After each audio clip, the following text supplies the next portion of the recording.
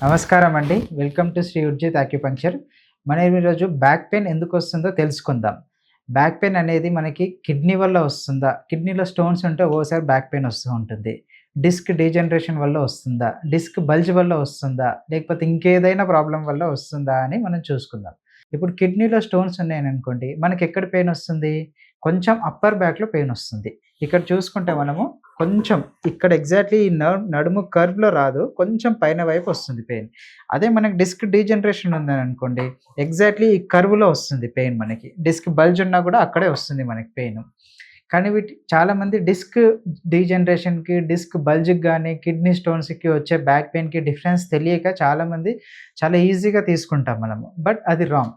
మనకి పెయిన్‌ని బట్టి ఏ ఏరియాలో పెయినొస్తుంది అనేది ఐడెంటిఫై మనం చేయగలిగితే ఓకే. మంచిది. లేకపోతే మీరు ఎవరైనా కన్సల్టెంట్‌ని కన్సల్ట్ అయ్యి అది దేనివల్ల వస్తుందనేది ఐడెంటిఫై చేసి దానికి సొల్యూషన్ మీరు ఫైండ్ ఔట్ చేసుకోవడం చాలా మంచిది.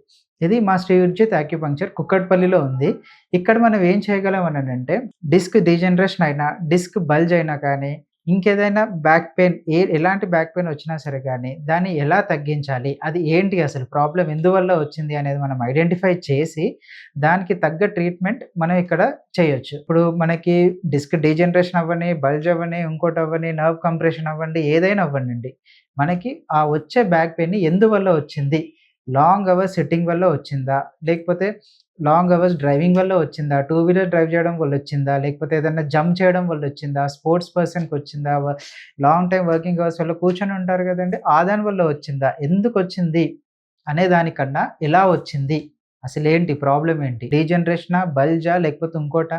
నర్వ్ కంప్రెషనా? మజిల్ స్ట్రెస్సా? ఏంటి అనేది మనం ఐడెంటిఫై చేయగలగాలి. ఐడెంటిఫై చేయగలిగితే దాన్ని క్యూర్ చేయడం చాలా ఈజీ. ప్రతి దానికి పెయిన్ కిల్లర్ ఏసుకోవడం అయితే సొల్యూషన్ కాదు. అలా ఏసుకుంటే మనకొచ్చే సైడ్ ఎఫెక్ట్స్ వేరే ఉంటాయి. కాబట్టి మనం ప్రాబ్లమ్‌ని ఐడెంటిఫై చేసుకొని దానికి తగ్గ ట్రీట్మెంట్ తీసుకోగలిగితే మనకు డెఫినైట్‌లీ 100% సొల్యూషన్ మనకొస్తుంది. అండ్ చాలా ఫాస్ట్‌గా కూడా సొల్యూషన్ వస్తుంది. ఇప్పుడు మనం ఇక్కడ శ్రీ ఉర్జిత్ యాక్యుపంక్చర్‌లో మనం బ్యాక్ పెయిన్‌కి చిన్న నీడిల్స్ పెట్టేసి యాక్యుపంక్చర్ నీడిల్స్ అని ఉంటాయి.